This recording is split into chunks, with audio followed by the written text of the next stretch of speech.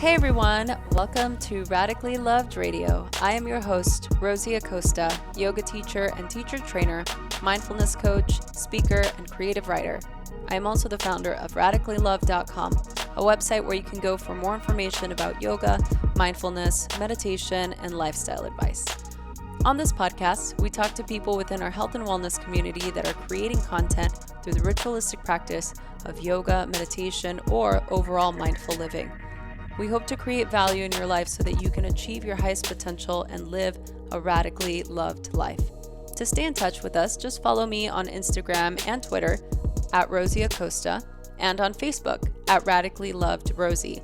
You can sign up for our newsletter on radicallylove.com to stay up to date on future workshops, retreats, and latest podcasts.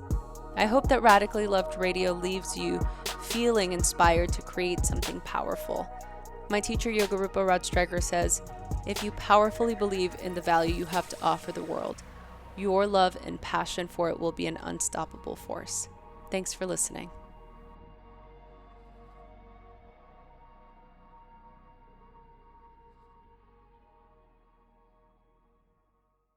Hello, everyone. Hello. I wanted to just take a moment to share a couple of tips that I found to be most helpful in my relationship. And although I may not always do everything that I'm going to say, I'll be the first one to call myself out on it, and Tori knows it. So I can actually say that. But I wanted to share just a couple of tips that I feel have been really sort of useful for us and just in relationships in general. It doesn't necessarily have to be a romantic relationship.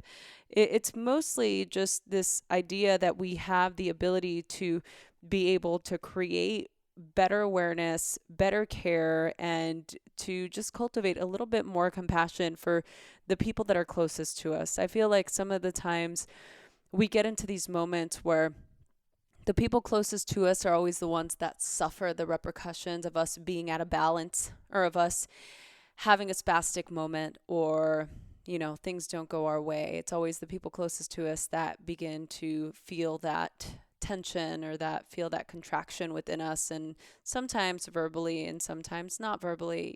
Energy is energy, and I feel that the more mindful and aware we are about our own energy, we can begin to help those around us. So that being said, the first one is don't let other people make or break your self-image. So these are things that I've read, and one of the things that I really loved was confidence isn't, I know she likes me. Confidence is, I'll be okay whether she likes me or not.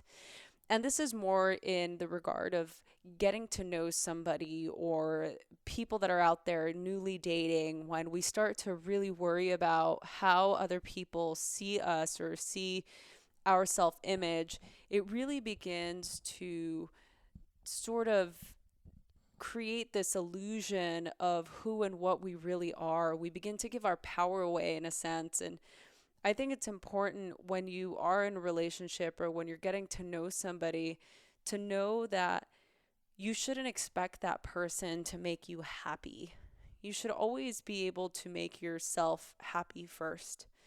And you do that by doing several different types of things, working on yourself, self-development, yoga, meditation, going to therapy, acknowledging your habits, acknowledging your own self-criticism, or just knowing what your patterning is. So that's the first one. The next one is love isn't enough for a solid relationship. So just because you love each other doesn't mean that you're good together long term. I love pizza. I loved my high school sweetheart. Both make my stomach feel bad, and I should have no part in either. Right? So this is something really important, and I've worked with a lot of people over the years in regard to this. It's the problem isn't that love isn't enough. It's you both have to be committed. There may be times you don't feel like you love each other, like you're so hurt or angry that you can't stand the sight of each other, and that's okay. But if you're both committed to the relationship, to the promises you made, then you'll work through it and you'll become stronger. And love without commitment just isn't enough. And I think that two people have to be willing to work towards the same goal. So I think that's very important. The next thing is to focus on a relationship and not your friends. So practically everyone has a relationship that looks perfect from the outside looking in. Unless you are extremely intimate with your friends, you will never have any idea what that couple's actual problems are until they break up and spill the beans. So there's all this research that suggests that people are notoriously poor judges of what others are thinking and feeling. And obviously, right, we never know what's happening on somebody's insides. We only know what people tell us or what we see.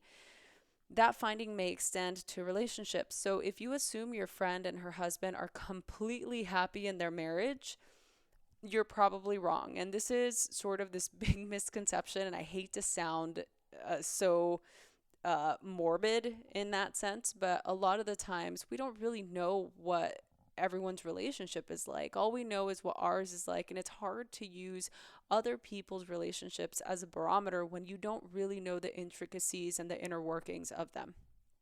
Okay, so the next thing is to understand that conflict is inevitable. So no relationship is perfect and there will be conflict. What matters is the desire to solve the problem.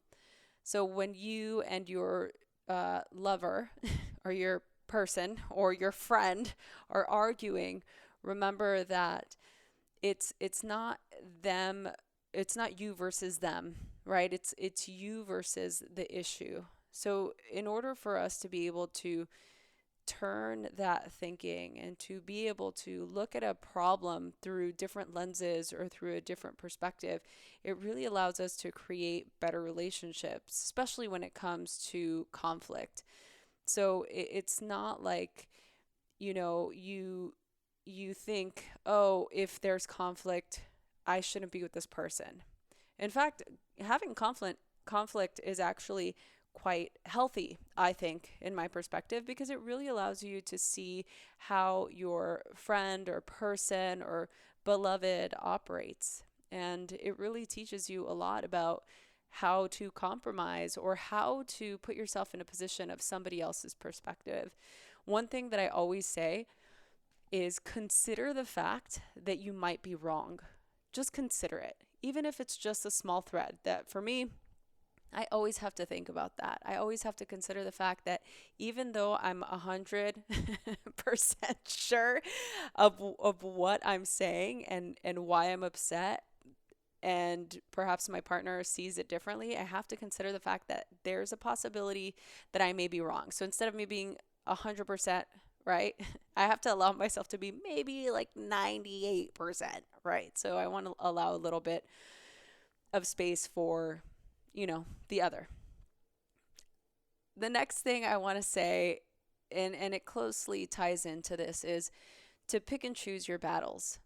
So I love that I read this about conflict related advice. It was from an article that said it was this person talking about his relationship. So he said, "My wife and I have a 24-hour rule. If there's a problem, you have 24 hours to bring it to the person's attention. If you don't within the 24-hour period, you're not allowed to bring it up." I loved that. The reason is it keeps us from sitting on something until it blows up, right? So how many of you out there have ever been so thoroughly upset about something that just you didn't say anything for days or even weeks, or you let it fester for a month, and then it just like one day it was the atomic bomb went off and your partner is totally blindsided. So this is a way to make things that are important, put them in the forefront and put them on the table so that you're able to, address them in the right way. And sometimes maybe it's something that's supercharged, but that's okay. It's better that it's out in the open, using your practice of self-awareness, compassion, and mindfulness, and always ask yourself before you say anything, is it true? And is it kind? And is it necessary? So those are just something that you should always think with speaking to someone anyhow. But I think it rings true, especially for this. So the last thing I want to share is that it's important to keep your spark alive. So once you're in a long-term relationship or marriage, you should never ever start or stop. You should never stop dating, right? So there needs to be some sort of constant courtship to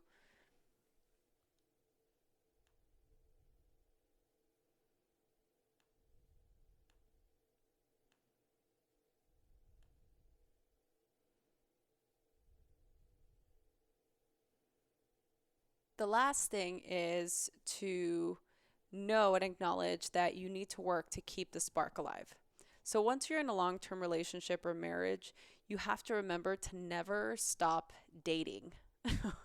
This is so important. There needs to be some sort of constant courtship to make them feel you still want them, even after all these months or years. This is something that I'm extremely mindful of. And Tori and I, we have a date night once a month. We both have really crazy schedules, and sometimes it's twice a month. And I think it's incredible to be able to do it that often. Some people, friends of ours, they do it once a week, which is amazing. But for us, we make it extra special. We take one night a month where we allow for the entire evening, afternoon, and night so that we can be together and have no devices, no distractions, and it's just us. And we sometimes go to dinner, and maybe we might go to a movie, or we might go to see an art exhibit, or we might just be at home and hang out and not do anything. And most of the time, we both come into some sort of agreement with what we want that evening or that date night to look like. And we've been doing this for years, and it's something that we've noticed when we don't do it, it creates a little bit of a of a of tension in our relationship. So those are a couple of things that I wanted to share. Some, little words of wisdom, if you will. I'm so excited that you're here, that you're listening to this. If there's somebody that you feel would really benefit from listening to this, send it to your friends. Comment on any social media platform that you like, and let us know what you thought. Thank you so much for listening. I hope you enjoyed this episode. I am so excited to continue to do this. Please share this with your friends. Email us, message us on Instagram at Rosie Acosta or on Twitter at Rosie Acosta. Subscribe on iTunes, write a review. We love doing this, so please help us continue to keep this podcast going. Thanks for listening.